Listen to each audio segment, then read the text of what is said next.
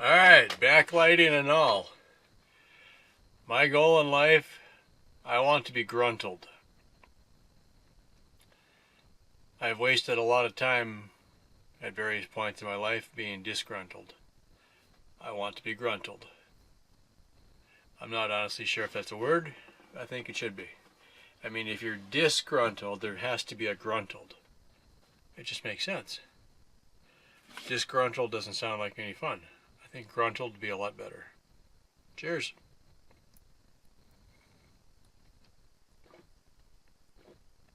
The best damn thing I ever did was getting that deep freeze, I tell you what. Even when it's not super cold and not running very long. Hell yeah.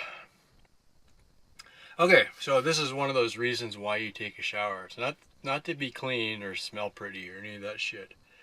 Taking a shower is where you get the best ideas. I'm not sure I've put a lot of thought into this over the years, and I suspect your best ideas are suppressed by your rational mind holding them down because they're too. You're hypocalamus, hypo something in your head.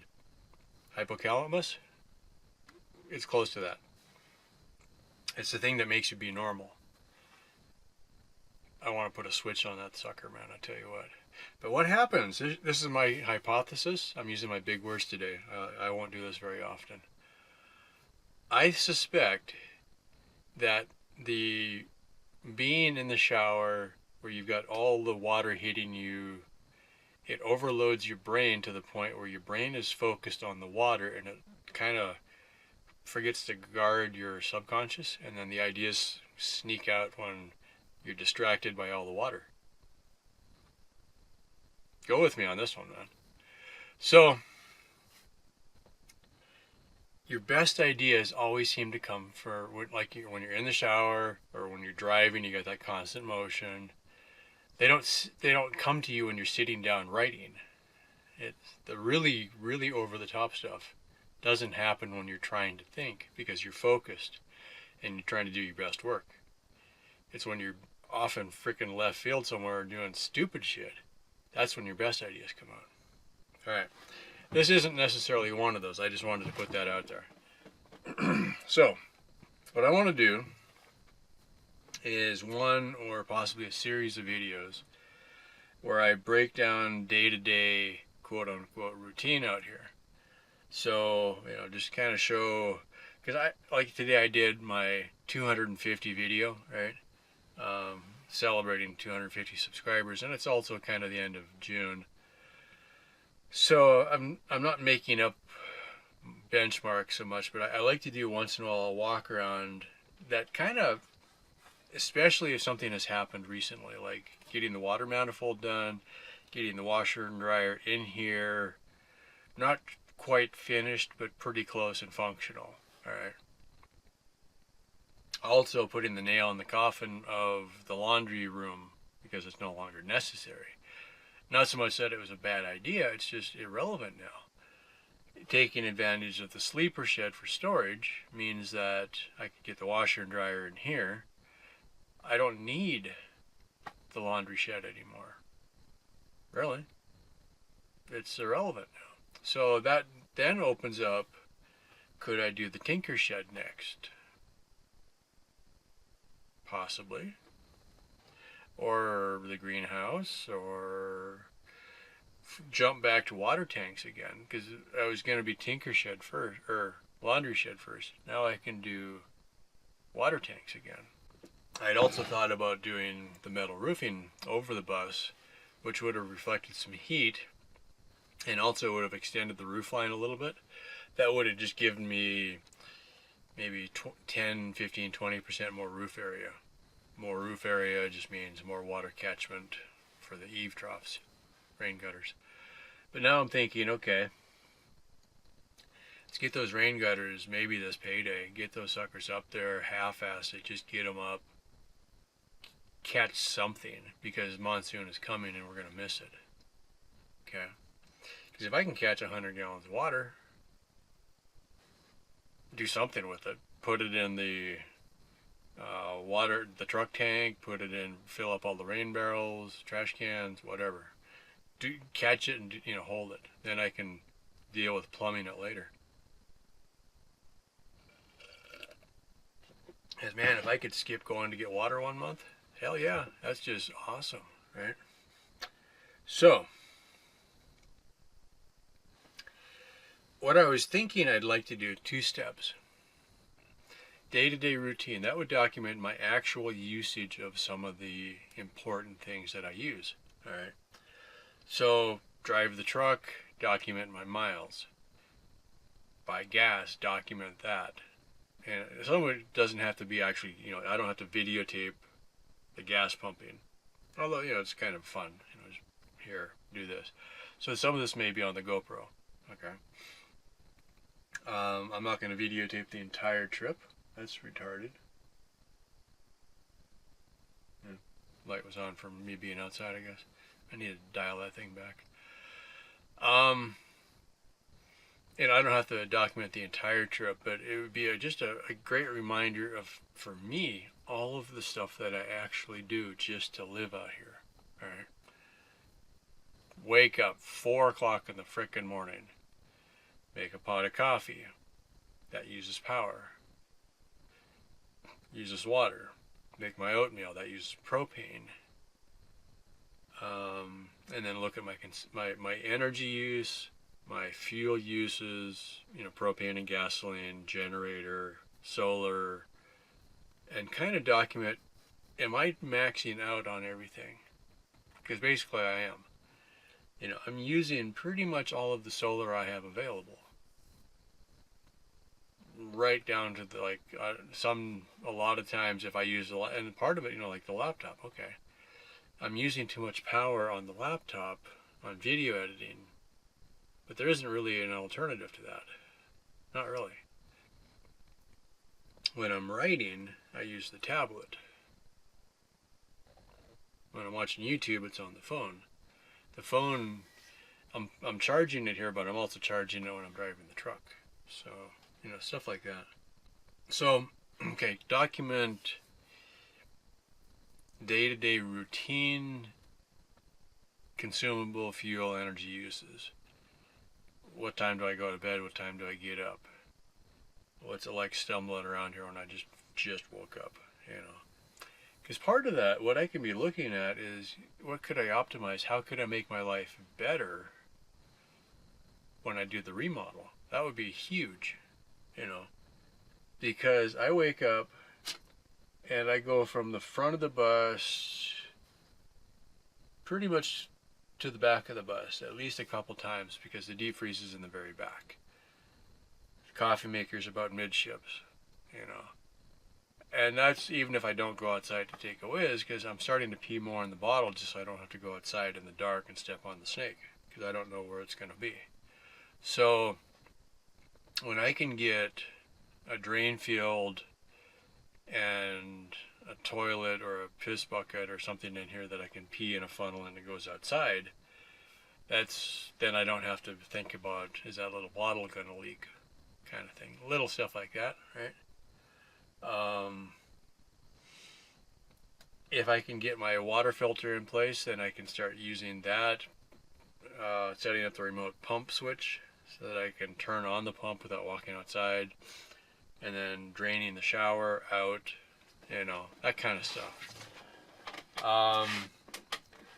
This last time I did laundry, I dumped shower water into the wash, and I didn't notice any ill effects. It doesn't seem to be an issue, because it was, let's say it was 5 gallons of shower water with soap scum, all right, in a full load of laundry. And probably that was 20% of the water was soap scum, and the other 80% of the water was clean. And then I added soap, and then it rinsed again. So that little bit of water from the shower, probably not a factor.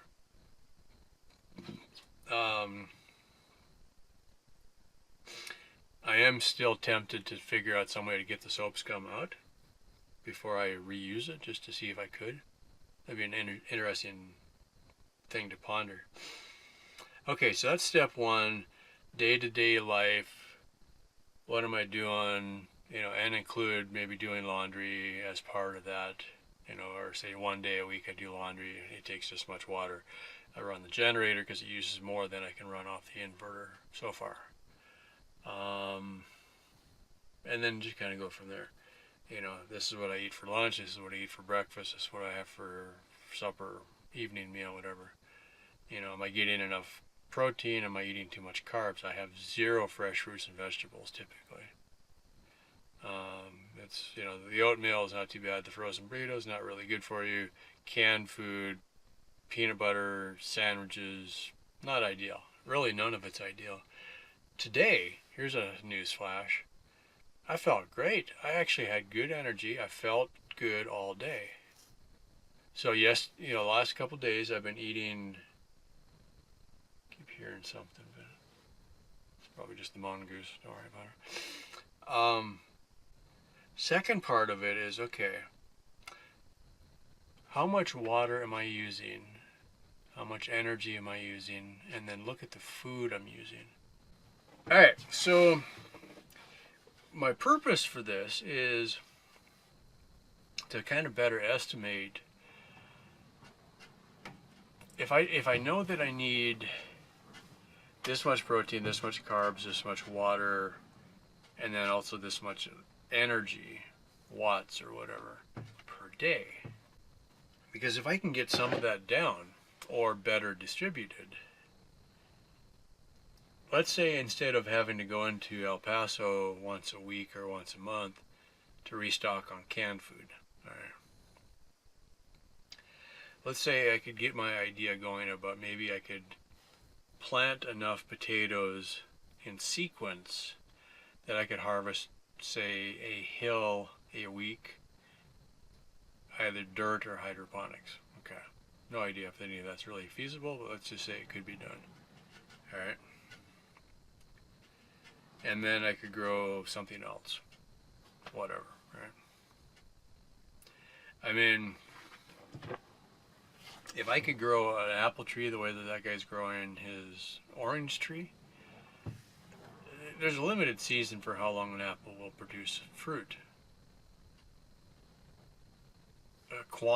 Quantity and a certain month of the year kind of thing. It doesn't go continuously. So then I'm dealing with controlled atmosphere again.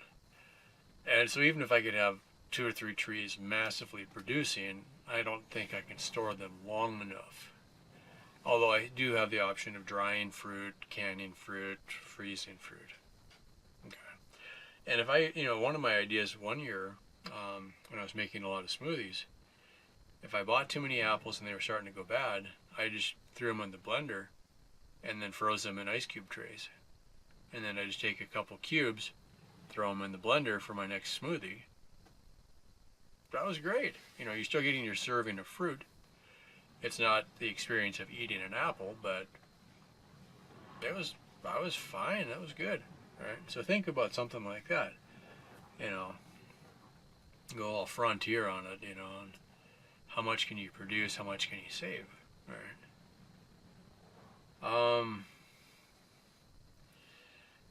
And then kind of figure, okay, let's say that the beans were a really good addition, so my burritos. So if I could make my own grow my own beans or something like that, cook them. Now, cooking beans is energy intensive. That's one of the things I was looking at.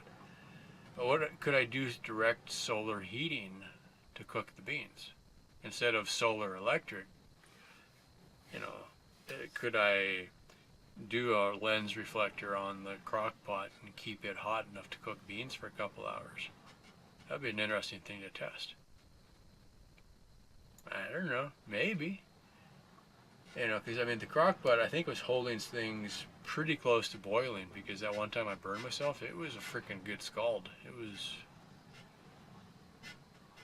It left a good mark for a while. So, yeah, definitely above 100 degrees kind of thing. So,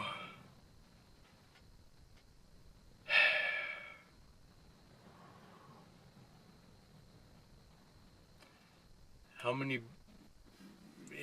how many days can I go on a pound of beans, kind of thing. What would I need to buy? What could I produce on my own? And this is totally Mars analog also. Okay. So once you come up with the quantity, how much you need, how many feet of grow space do you need to dedicate to growing that item? Okay. So let's say that, I'm resisting chickens, but I like eggs. So it could happen, I always hated chickens as a kid. So let's see how that goes. Although, if chickens can sort of go free range a little bit and just need a little bit of water and a little bit of food, and if I get a little bit of eggs, if I could have two eggs a day, it'd be about right. Well, a chicken can produce an egg a day, right? So if I had 6 chickens, I'd be fine. Alright. Or for $1 a dozen, go buy eggs. And okay, and then look at other sources, right? Like if you can produce something else that gives you the same protein, because I don't necessarily need eggs. Naomi, Sexy Cyborg on YouTube, what was she calling it? Hacker dumplings, right? And the idea was, you got your average guy that's, either a programmer or a computer geek or some guy in an office or like her inventing something, and you get in a groove. And for me, it's the Cliff Bars. If I'm in a groove, I don't want to stop, and stopping to make a freaking burrito is too slow. I just want to keep working, and then I get freaking lightheaded and feel like I'm going to pass out. So what she came up with was, damn, how's that empty already? There's 3 of these since I got home. So what she came up with was, she was making dumplings that, I don't know if I saved that clip or if I deleted it already. It wasn't something I was immediately interested in at the time. Baby bok choy was the main ingredient, and I think it had enough nutrients, proteins, something like that. Man, the wind is really going to go tonight. Wonderful. Huh. Anyway, so she did, I think, pork, because it's got the meat and you got, the protein there, and then the baby bok choy and a few other basic ingredients, and then she made the dumplings. And she threw some pie graphs up on the chart, and she compared it to pizza and ramen noodles and a couple other things that people would eat that are just quick and easy. So her thinking was, she had a machine coming that would automatically make the dumplings for you. Now, basically, the dumpling, it's just, it starts off with a round circle pastry. You put your stuff in it, and then you fold it over, and you squish the edge, and then you throw it in, and you cook it. Boil it or fry it or something like that. And you're done, You pull it out, cool it off a little bit, eat it, put some sauce on it. So that's, about as simple as a burrito, really. So if I could look at making breakfast burritos, all right, or what do they call it in Belize? Something like flapjack, but it wasn't a flapjack. Flapjack's a pancake. Basically, it was a big fat breakfast burrito, and it had beans and meat and probably rice. All right. So if you do rice and beans, that's what everybody survives on. Well, I think the reason productivity is so low in Central America is they eat rice and beans. It stunts their mental abilities. I'm not going to say there are a bunch of idiots down there, but I didn't see a lot of high achievers while we were there. Could be diet related. Just saying. So, I don't really want to grow meat for the sake of eating it. I'm not going to have chickens chickens or fish. That's one of the ideas, is you could throw You could have a little fish tank. The fish fertilize the water for hydroponics. And if they were anything bigger than koi, you could probably eat the fish actually, and have them reproducing, and eat them when they come to maturity, and then go from there. I don't really want to clean fish. It's horrible enough killing innocent plants. That was a hilarious meme on Facebook I saw one time about the evil vegetarians that are massacring plants by the truckloads. If you just, I mean, if you take it to its logical conclusion, I heard one time, oh well, this cow eats this much food, where you could eat a small portion of that food and you'd be fine, but you eat the cow instead. And I just looked at it as, well, yeah, but the cow is concentrating that food for you. So instead of having to eat 40 bales of alfalfa, if I just eat the cow, I've got the benefit of all that alfalfa. Vegetarians just don't really see the humor in that at all.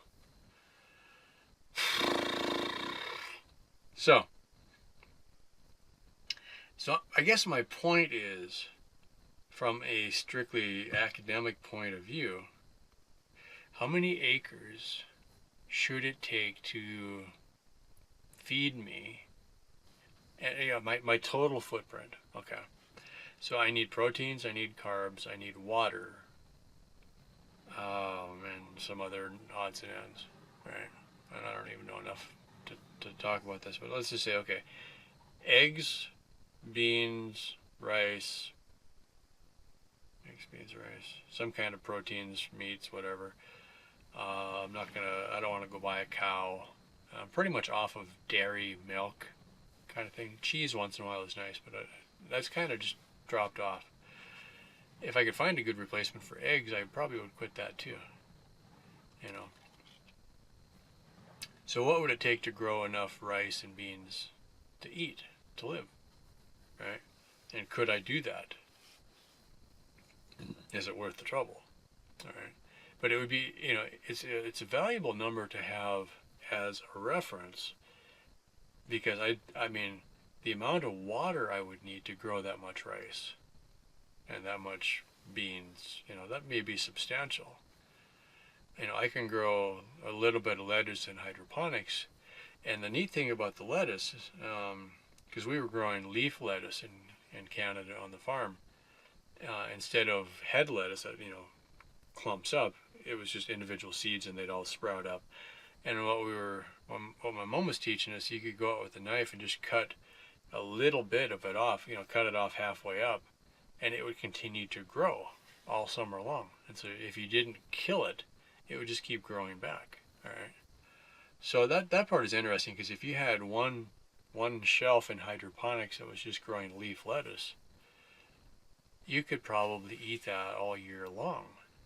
Maybe replant it once in a while, so you'd have maybe seedlings on one end of the shelf and then mature plants, and then as they, at some point they would probably quit growing.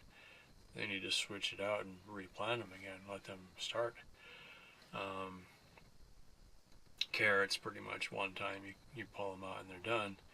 Potatoes, I'm wondering if you could grow potatoes in hydroponics, if you could cut a few potatoes off and let the rest keep growing. That's interesting to think about.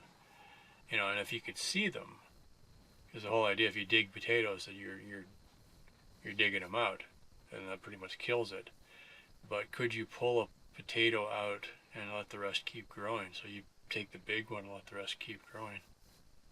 It's just an interesting thought. I could eat a potato every day probably. And then I like my chili, so that's basically beans. I could probably go chili with no meat. The older I get, if I could replace the proteins. So,